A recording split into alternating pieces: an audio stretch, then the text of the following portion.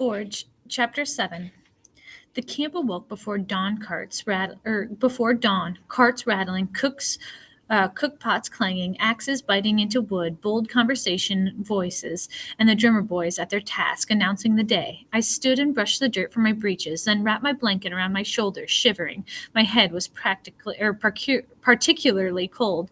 A group of Oneida and Stockbridge warriors, the best scouts in the army, strode by, followed by a pack of lean riflemen in hunting shirts, likely from Virginia. I rolled my blanket and packed my sack and tried to listen to every voice around me. General Gates had already ordered several companies out of camp to harass the British. Yesterday's victory meant nothing until all the redcoats surrendered and became our prisoners. The thought startled me. Our prisoners. When had the affairs of this army become mine again? My stomach growled, reminding me of larger concerns. I'd been fed the night before. In the befuddlement that followed the battle, I'd be spotted as a scoundrel seeking a free meal in the light of day. I walked, pondering my predicament, and kept a watchful eye out for Trumbull. The encampment was huge, rusticated city of tents and brush huts for thousands who had come to fight the British. Most of the soldiers were white-skinned militiamen who had enlisted with their neighbors and kin. This made it hard for a stranger like me to blend in at dinner time without being questioned. But every regiment in the Continental Army had a goodly number of black or mulatto soldiers. I had a fair chance of passing myself off as a Continental, at least long enough to get something to eat.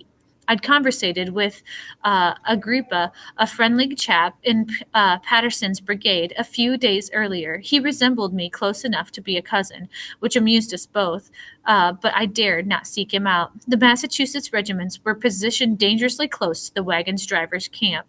The thought of being so close to Trumbull made the hair on the back of my neck prickle, as if lightning were about to strike. I tried my luck with the Connecticut troops. They had most black soldiers of the states in camp, plus uh, Negarinsets. If fortune were smiling, I'd find a company cook there in need of spectacles and eat until I was ready to burst.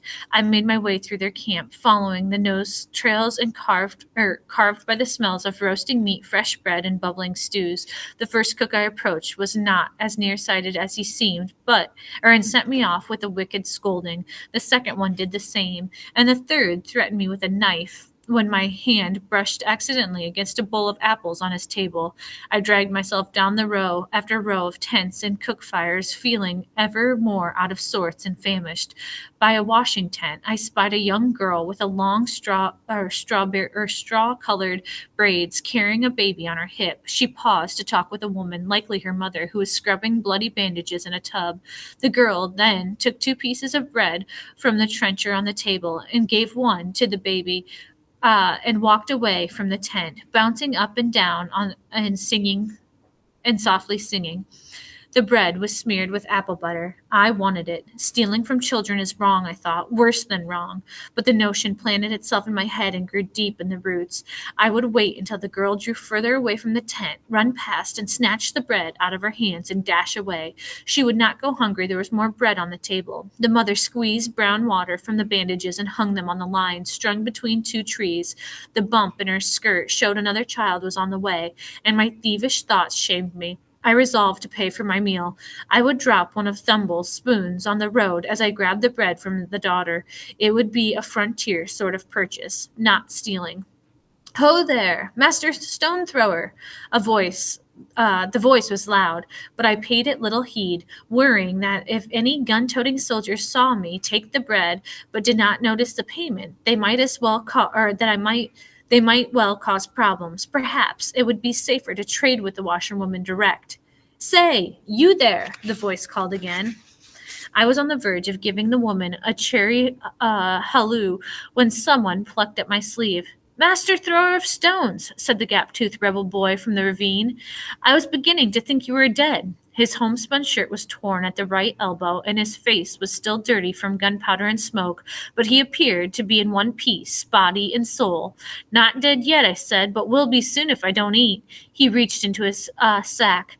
Can't let that happen. He handed me an enormous red apple. I grabbed it and took a bite. "Thank you," I said, juice running down my chin.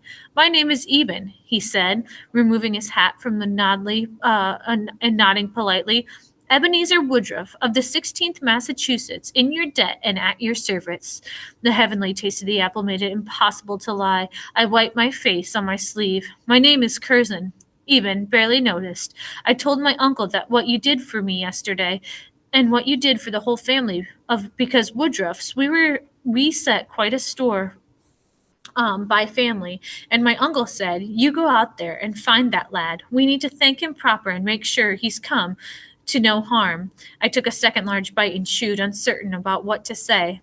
"Are you headed out on duty?" he asked. Two more quick bites and a swallow. The taste compelled me to further honesty. "I'm not a soldier." "What are you, then?" "I'm on my own, looking for work." His face brightened. "You could enlist. We've lost a few fellows yesterday. Captain needs replacements." I shook my head. "I served once. That was enough."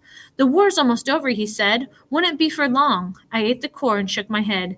"I can't change your mind?" he asked. "Wolves wouldn't change my mind." Eben sighed.